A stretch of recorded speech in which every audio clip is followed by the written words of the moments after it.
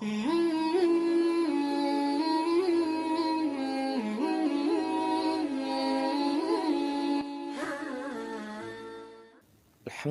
رب العالمین الصلاۃ والسلام علی سید الانبیاء والمرسلین وعلی آلہ واصحابہ اجمعین اما بعد فاعوذ باللہ من الشیطان الرجیم بسم اللہ الرحمن الرحیم رب اشرح لی صدری ویسر لی امری واحلل عقدۃ من لسانی یفقہوا قولی آمین۔ السلام علیکم ورحمۃ اللہ وبرکاتہ۔ امید ہے کہ آپ سب بالکل خیریت سے ہوں گے۔ ٹائٹل میں آپ لوگوں نے پڑھ لیا ہوگا آج کا ٹاپک، پہلی وحی جو آپ علیہ الصلوۃ والسلام پر نازل ہوئی، قرآن سب سے پہلے دنیا میں آیا۔ اس کا پورا ایک سینیریو آج انشاءاللہ ہم ڈسکس کریں گے،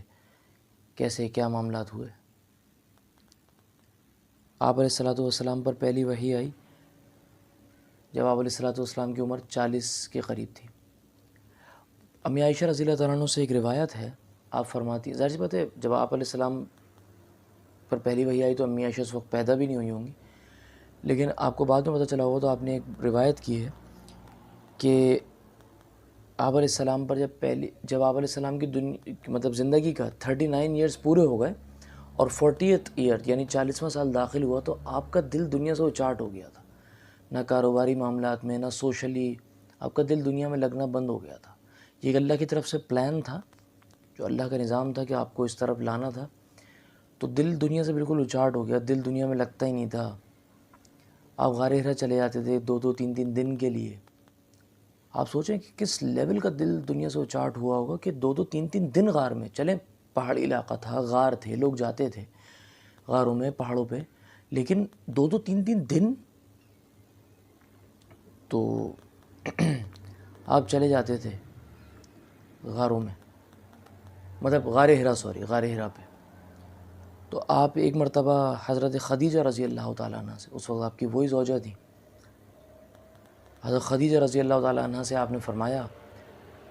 کہ مطلب 2-3 وقت کا یا 2-3 دن کا اس طرح کا کھانا لے لیا آپ نے ان سے، اور آپ غار ہرا چلے گئے۔ آپ عبادت کرتے تھے، اکیلے رہتے تھے، غور و فکر کرتے تھے، تو آپ علیہ السلام فرماتے ہیں، اللہ کبھی شی معاف فرمائے، کہ میرے سامنے انسانی شکل میں ایک فرشتہ نمودار ہوا، اور اس فرشتے نے مجھ سے کہا اقرا۔ ایک بات میں آپ کو عرض کر دوں یہاں پر کہ قرآن پاک میں جو مصحف ہمارے پاس ہے ابھی ایز اے بک کی شکل میں جو ہے، اس میں 96ویں جو سورت ہے، سورہ علق، عین لام اور قاف، سورہ علق، وہ 96ویں سورت ہے، لیکن نزول کے حساب سے نازل ہونے کے اعتبار سے سب سے پہلے جو وحی نازل ہوئی ہے وہ سورہ علق ہے، اور اس کی شروع کی 5 آیات ہیں، بسم اللہ الرحمن الرحیم، اقرا بسم ربک الذی خلق، خلق الانسان من علق، اقرا وربک الاکرم الذی علم بالقلم، علم الانسان ما لم یعلم۔ یہ 5 آیات نازل ہوئی ہیں شروع میں آپ کو اس کا انشاءاللہ مفہوم عرض کرتا ہوں۔ ابھی اللہ کے رسول صلی اللہ علیہ وسلم سے فرمایا، جبرائیل علیہ السلام آئے انسانی شکل میں، آپ علیہ السلام سے فرمایا اقرا، پڑھیے۔ آپ علیہ السلام نے جواب دیا ما انا بقاری، میں پڑھا لکھا نہیں۔ مطلب دنیاوی جو یہ پڑھنے لکھنے کا ہنر ہے نا، بچوں کو سکھاتے ہیں ایسے لکھو، ایسے پڑھو، دیکھ کر پڑھنا، یہ بات ہو رہی ہے۔ آپ علیہ السلام سے بڑا کوئی عالم نہیں تھا، آپ علیہ السلام سے زیادہ علم کسی کے پاس نہیں ہے، مخلوق میں کسی کے پاس نہیں ہے۔ آپ علیہ السلام کا مرتبہ بہت بہت بہت بہت بلند ہے۔ فدا کا ابی و امی یا رسول اللہ صلی اللہ علیہ وسلم، میرے ماں باپ آپ علیہ السلام کے قدموں پر قربان، میری اولاد، میری آل اولاد، میرا سب کچھ آپ علیہ السلام کے قدموں پر قربان، میری اپنی ذات آپ کے قدموں پر قربان۔ لیکن اچھا ایک بات میں آپ کو بتاؤں کہ پڑھنا لکھنے کا ہنر نہ آنا ہمارے لیے عیب ہے، آپ علیہ السلام کے لیے تعریف تھی، آپ علیہ السلام کی خوبی تھی۔ اس کے پیچھے وجہ ہے، وہ وجہ یہ ہے کہ یہ آپ علیہ السلام کے نبی ہونے کی دلیل تھی۔ آپ علیہ السلام کو اگر یہ کام آتا نا تو کفار کی طرف سے ایک بات جو وہ کہتے تھے نا کہ یہ قرآن اس نے معاذ اللہ خود گڑھا ہے، خود بتایا، خود لکھ لیا، تو وہ خود ہی جواب اپنے آپ کو دے دیتے تھے کافر کہ یہ تو ہمارے سامنے کا ہے محمد صلی اللہ علیہ وسلم، ہم تو جانتے ہیں اسے پڑھنا لکھنا نہیں آتا، یہ خود کیسے لکھے گا؟ تو یہ ایک آپ کے مستند دلیل تھی آپ کے نبی ہونے پر کہ قرآن اللہ کا کلام ہے۔ بہرحال تو آپ علیہ السلام نے جبرائیل علیہ السلام نے جب فرمایا اقرا پڑھیے،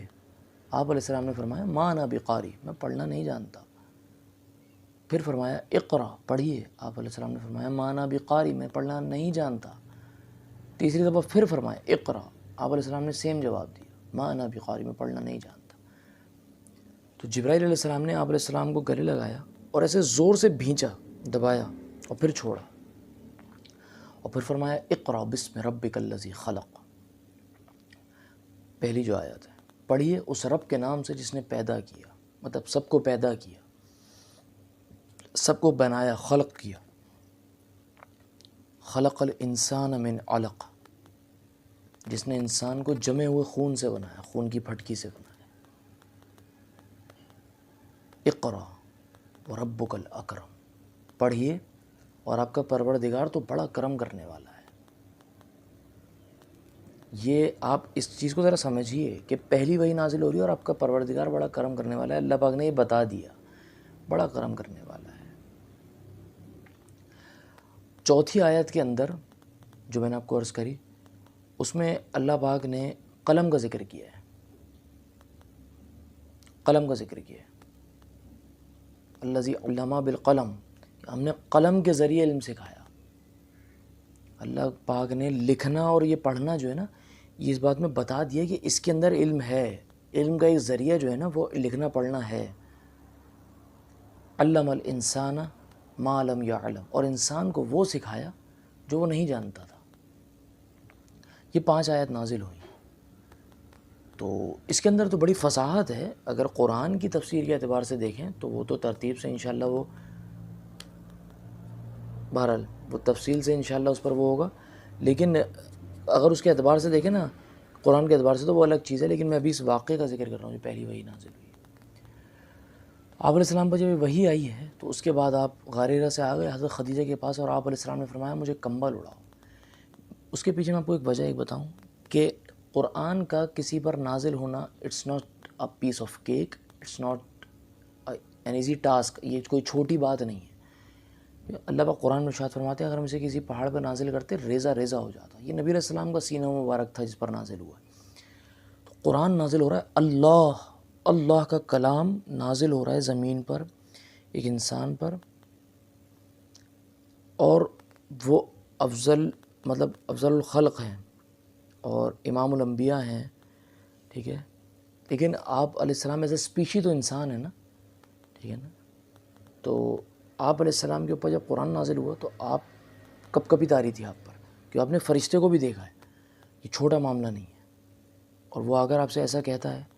تو آپ کو کمبل اڑایا حضرت خدیجہ نے۔ حضرت خدیجہ نے آپ کو دلاسا بھی دیا کہ آپ لوگوں کے ساتھ اتنا اچھا کرتے ہیں، غریبوں کے ساتھ اتنا اچھا سلوک کرتے ہیں، لوگوں کی مدد کرتے ہیں، ان کی مدد کے لیے آپ بھاگم دوڑی کر لیتے ہیں، کوئی نہیں کرتا، آپ مطلب بے انتہا محنت کرتے ہیں کہ کسی کی چھوٹا سا کام ہو جائے، اتنا لوگوں کے ساتھ اچھا سلوک، صادق امین ہے، تو آپ کا رب آپ کے ساتھ غلط نہیں ہونے دے گا، آپ کے ساتھ ہے وہ۔ تو حضرت خدیجہ کے ایک کزن تھے ورقہ بن نوفل، یہ عیسائی تھے لیکن مواحد تھے، مطلب اللہ کے واحد ہونے پر ان کا یقین تھا کہ اللہ ایک ہے، یہ مطلب شرک نہیں کرتے تھے، جو سچے عیسائی ہوتے ہیں وہ تھے، وہ عالم تھے عیسائیوں کے۔ ان کو بلوایا حضرت خدیجہ نے، وہ آئے، وہ نابینا تھے،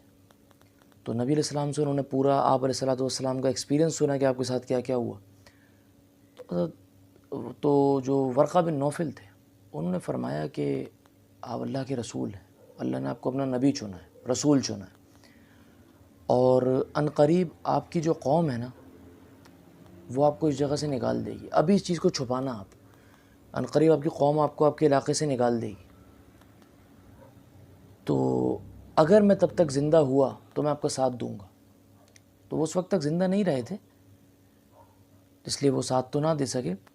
لیکن نبی علیہ السلام نے فرمایا کہ میری قوم مجھے نکال دے گی، یہ لوگ تو مجھ سے بڑی محبت کرتے ہیں، کیونکہ سب اس وقت تک تو آپ علیہ السلام سب کی آنکھ کے تارے، لاڈلے تھے، صادق ہے، امین ہے، سب کی مدد کرتا ہے، اتنا اچھا انسان ہے۔ تو وہ آپ علیہ السلام نے بولا کہ میری قوم مجھے نکال دے گی، فرمایا کہ ہاں آپ کی قوم آپ کو نکال دے گی۔ تو اس کی وجہ جو بیان ہوئی نا وہ یہ ہوئی کہ ورقہ بن نوفل نے یہ کہا کہ بڑی زبردست ایک بات بولی کہ یہ جو توحید کا کام ہے نا، اللہ کا ایک ہونا جو حقیقی توحید ہے، یہ نہیں کہ چاند اللہ نے بنایا، سورج اللہ نے بنایا، یہ اللہ، سب کو پتہ ہے۔ حقیقی توحید، شرک سے ہٹانا، لوگوں کو بتانا کہ یہ حق ہے، یہ باطل ہے، یہ ساری باتیں جو نبی علیہ السلام کی محنت ہے، مبارک ترین محنت ہے، یہ کام جس نے بھی آج تک کیا نا اس کے ساتھ یہی ہوا ہے۔ آپ کی قوم آپ کو نکال دے گی، بڑا مشکل وقت ہوگا۔ تو بہرحال یہ معاملہ سارا رہا پہلی وحی کا، یہ ایک امپورٹنٹ تھی یہ بات بتانا۔ دوسری وحی کا جو معاملہ ہے وہ بھی میں آپ کو انشاءاللہ بتاؤں گا، اس میں بڑا زبردست ایک واقعہ ہے، میں انشاءاللہ اگلی ویڈیو میں بتاؤں گا کہ آپ علیہ السلام کے ساتھ جب پہلی وحی کے بعد کافی لمبا گیپ آیا کوئی وحی آنے میں، اس کے بعد کیا ہوا وہ انشاءاللہ میں اگلی ویڈیو میں بتاؤں گا آپ کو۔ تب تک کے لیے مجھے اجازت دیجیے، دعاؤں میں یاد رکھیے گا مجھے، میرے والدین، بیوی، بچے، رشتہ دار، پوری امت کو، سب کو۔ اللہ پاک جہاں کہیں مسلمان مغلوب ہیں ان کو غلبہ نصیب فرمائے، مسلمانوں کی ہر جگہ مدد فرمائے، اور جہاں کہیں بے انتہا برا حشر ہوا ہے مسلمانوں کا، اللہ عقل دے، ہدایت کے فیصلے عام کرے۔ اجازت دیجیے اگلی ویڈیو تک کے لیے، السلام علیکم ورحمۃ اللہ وبرکاتہ۔